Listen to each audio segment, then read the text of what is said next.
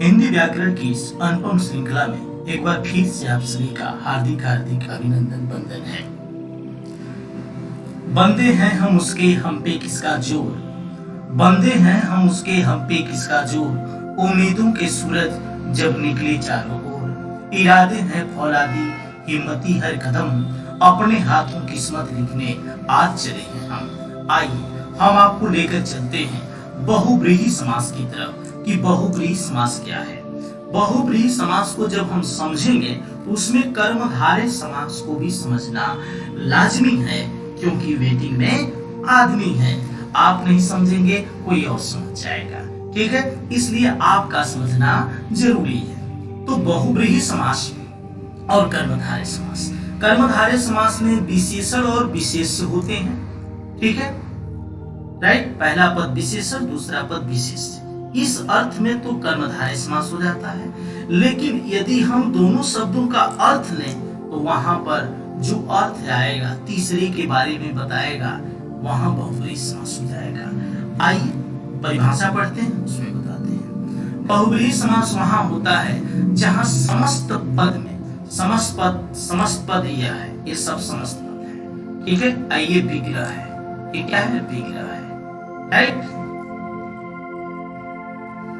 जहां समस्त पद में आए दोनों ही पद गौड़ होते हैं। गौड़ का मतलब उसमें कोई प्रधान नहीं होगा, उनका कोई ज्यादा महत्व नहीं होगा, लेकिन दोनों मिलकर क्या करते हैं, दोनों मिलकर किसी तीसरे पद के विषय में कुछ कहते हैं, यानी किसी तीसरे के बारे में बताते हैं कि वह तीसरा कौन है। जैसे यहाँ पर ये बता रहा है श्री कृष्ण, ठीक है।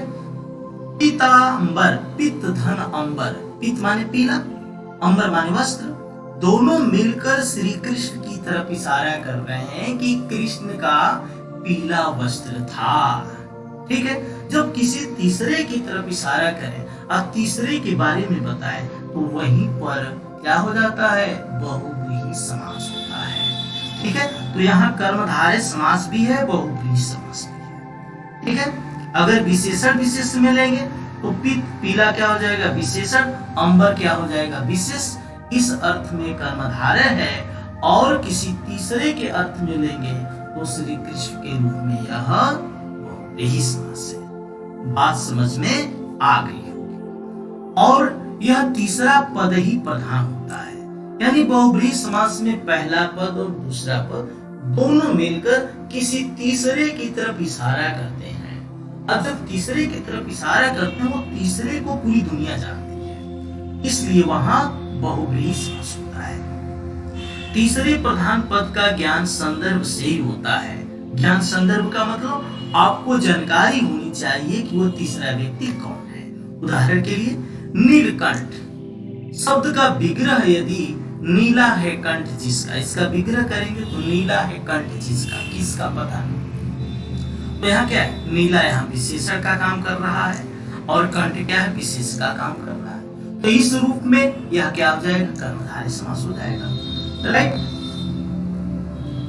लेकिन यदि इसके विग्रह में नील तथा कंठ दोनों का अर्थ निकाला जाए कि किसका कंठ नीला है, और उत्तर आए कि शिव का कंठ नीला है, शिव जी ने विषपान किया था तो विष को पीते समय, जहर को पीते समय कंठ नीला हो गया था, राइट। अगर अर्थ के रूप में आ जाए, ये दोनों मिलकर किसी तीसरे के बारे में इशारा करें तो समझ जाइए कि यहाँ बहुब्रीहि समास है। तो यही बहुब्रीहि समास का उदाहरण हो जाएगा। इस अर्थ में नील तथा कंठ गौड़ है तथा प्रधान पद शिव है, इसलिए क्या हो जाएगा, नीलकंठ में कर्मधारय समास भी होगा, बहुब्रीहि समास भी। और प्रश्न पर डिपेंड करता है कि वो किस रूप में पूछ रहा है।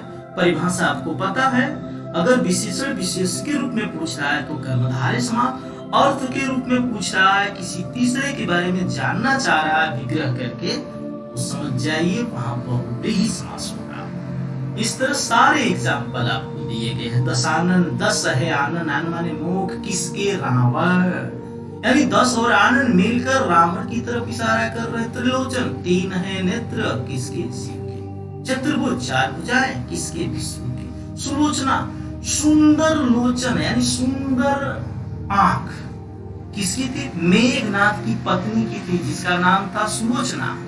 ठीक है, तो वह स्त्री, उस स्त्री के बारे में कहा गया। किस स्त्री? मेघनाद की। अंशुमाली, अंशु है माला जिसकी, अंशुमानी किरणें, यानी किरणों की माला कौन धारण किया है? सूर्य। अष्टाध्यायी 8 अध्यायों वाला पाणिनि का व्याकरण, पाणिनि ने अष्टाध्यायी लिखा है और कोई नहीं लिखा है। उदार हृदय, उदार है हृदय जिसका, एक विशेष व्यक्ति की तरफ इशारा है। तो इस तरह जितने भी एग्जाम्पल है, आप इसको करने का प्रयास करेंगे। नहीं समझ में आएगा आप अवश्य पूछेंगे। बहुत सारे बच्चे हमको हमारे पर्सनल व्हाट्सएप पर पूछते हैं, आप भी पूछिए, हम आपको बताएंगे। राइट? तो हिंदी व्याकरण की अनुपम श्रृंखला आपको कैसी लगी, आप अवश्य बताएं। आज बस इतना ही। जय हिंद, जय